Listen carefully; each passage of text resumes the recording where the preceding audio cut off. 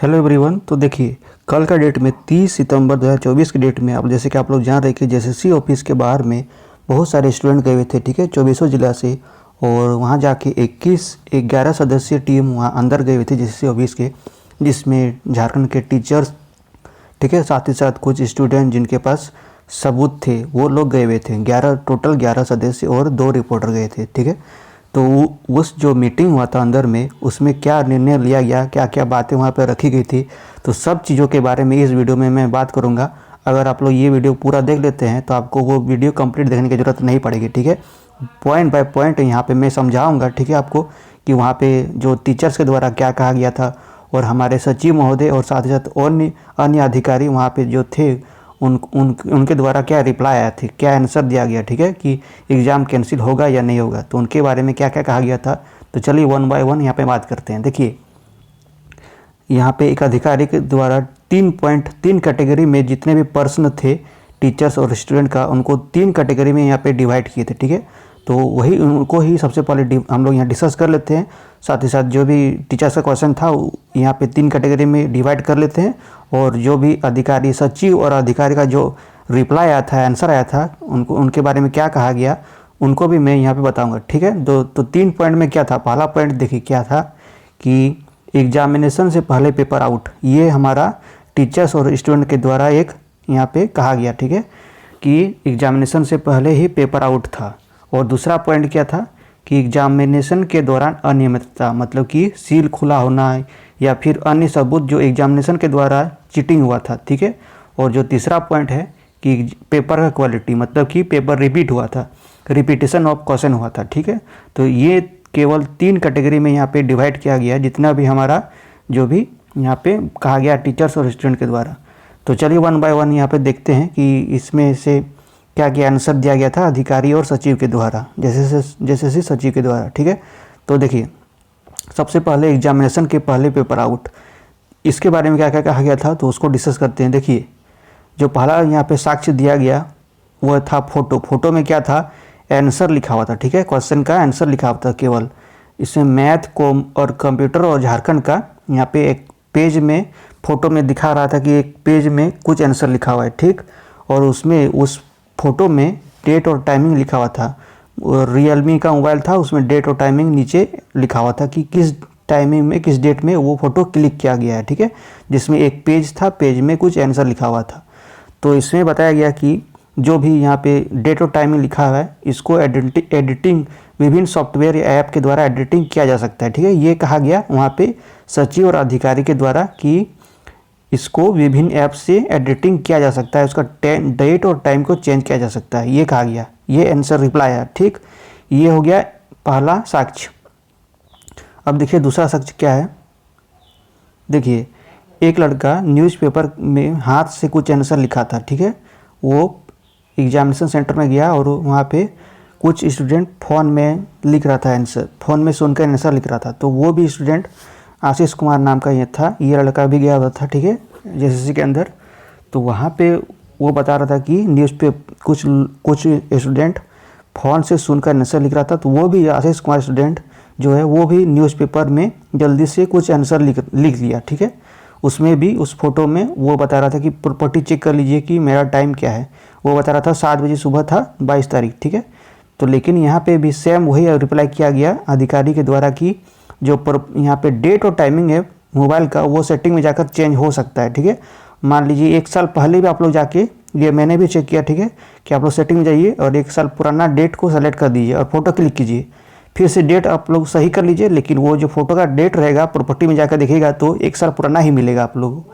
तो इससे ये प्रूफ नहीं होता है कि वो फोटो 7 बजे सुबह ही लिया गया था, ठीक है, 22 तारीख को। ये कहा गया अधिकारी और सचिव के द्वारा, ठीक है। ये हो गया दूसरा। अब देखिए,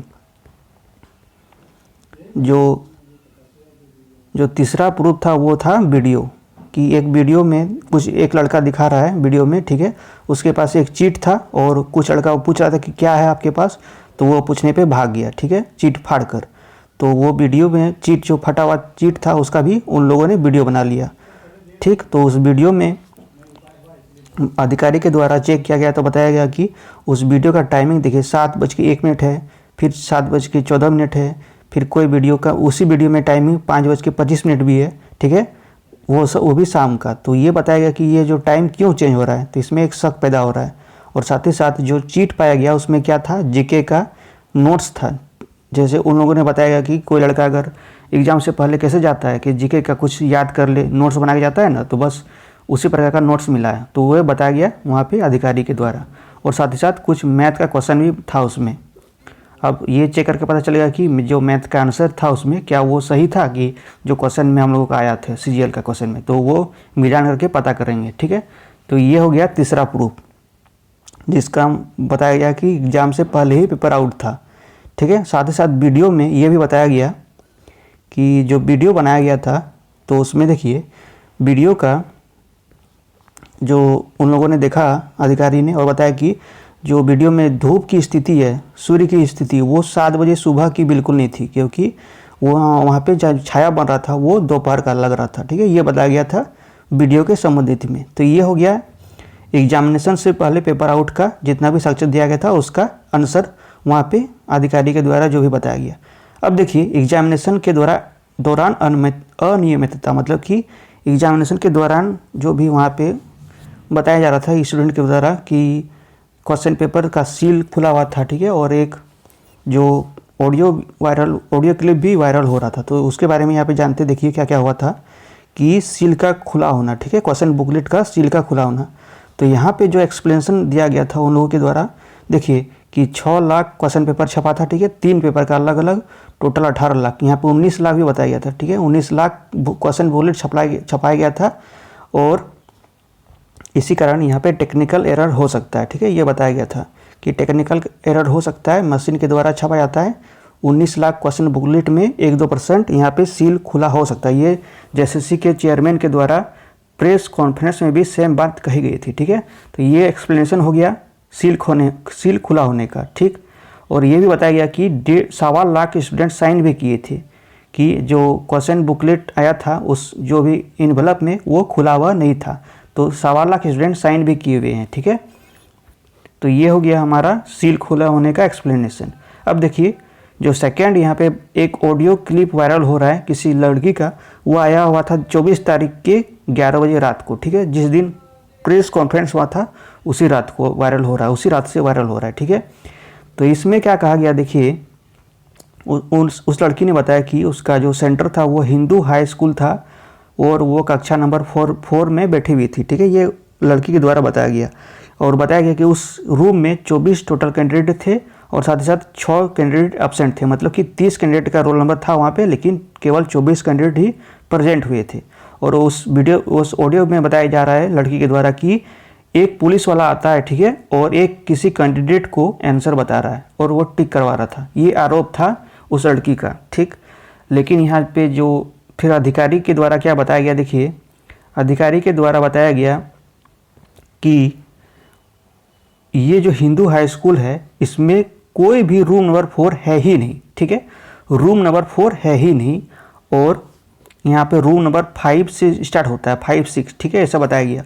और उन्होंने बताया कि उन्होंने सारे सीसीटीवी भी चेक करवाया, सारे रूम का 5, 6, 7 जितना भी रूम था इस हिंदू हाई स्कूल में सारे सीसीटीवी उन लोगों ने चेक किया और ऐसा किसी भी नहीं पाया कि कोई पुलिस आया था, ठीक है, कोई पुलिस आया ही नहीं था।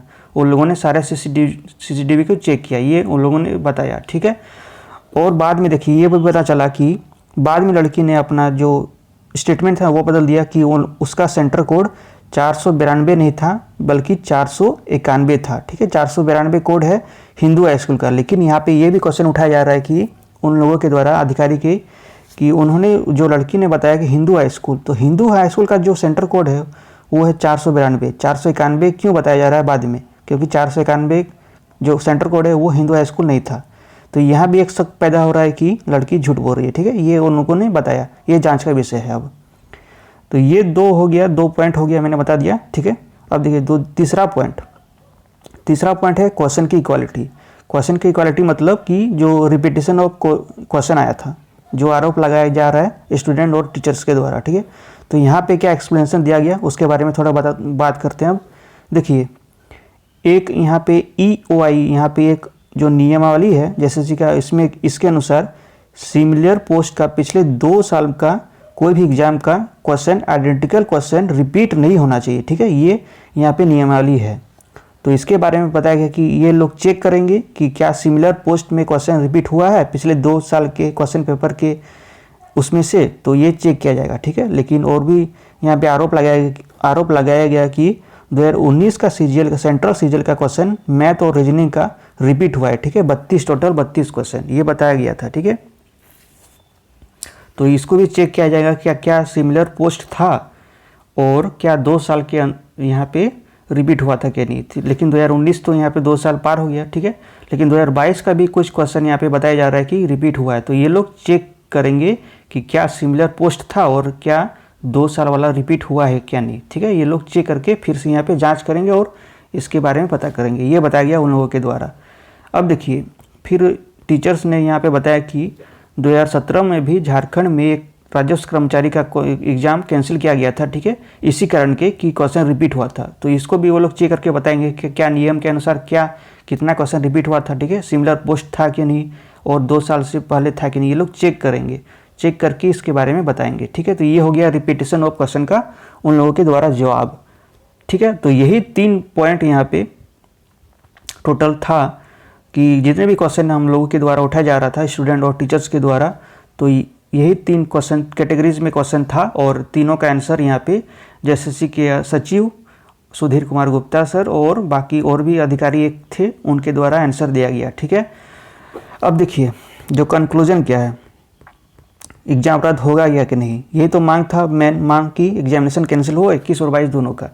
लेकिन जो कंक्लूजन अब निकला, देखिए कल का जो मीटिंग था उसमें कि उन लोगों के द्वारा बताया गया कि जांच प्रक्रिया जो राज्यपाल के द्वारा यहाँ पे आदेश दिया गया कि जांच करके रिपोर्ट जमा कीजिए, उस जांच प्रक्रिया, ठीक है, और बाकी जितने भी स्टूडेंट यहाँ पे जमा कर रहे हैं उसके अंतर्गत जो जांच प्रक्रिया चल रहा है जैसे ऑफिस में, वो जांच प्रक्रिया और साथ ही साथ अगर आप लोग हाई कोर्ट करते हैं, हम लोग जो टीचर्स के समूह हाई कोर्ट करते हैं, तो वो न्यायिक प्रक्रिया जब तक चलेगा, ठीक है, इसको पूर्ण होने तक फाइनल रिजल्ट प्रकाशित नहीं किया जाएगा, ठीक है।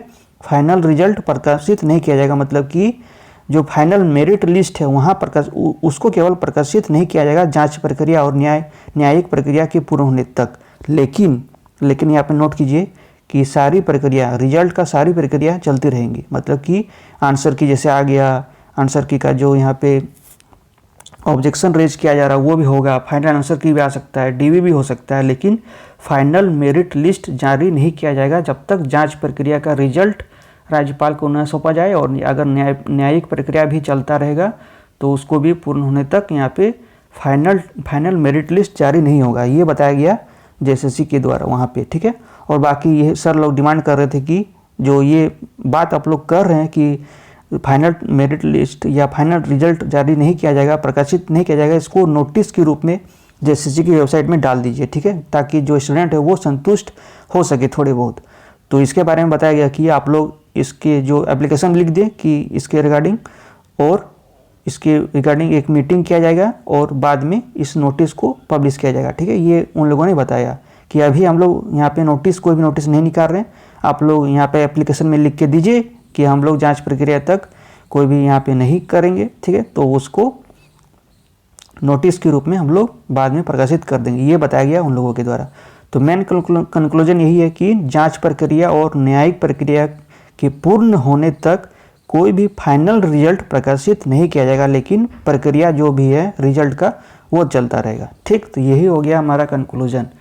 अब बाकी देखिए कि जो रद्द करने की जो बाहर में मांग कर रहे थे टीचर्स, वो लोग वहाँ पे जाके जो उन लोगों का जो होमवर्क था वो थोड़ा कम लग रहा था, क्योंकि वो लोग बता नहीं पा रहे थे, ठीक है, अपना जो पॉइंट है वो ठीक ढंग से रख नहीं पा रहे थे। और बाकी जो भी वहाँ पे अधिकारी थे वो अपना जो तर्क शक्ति है वो उसका पूरा इस्तेमाल कर रहे, ठीक है, क्योंकि वो लोग ज़्यादा पढ़े लिखे हैं।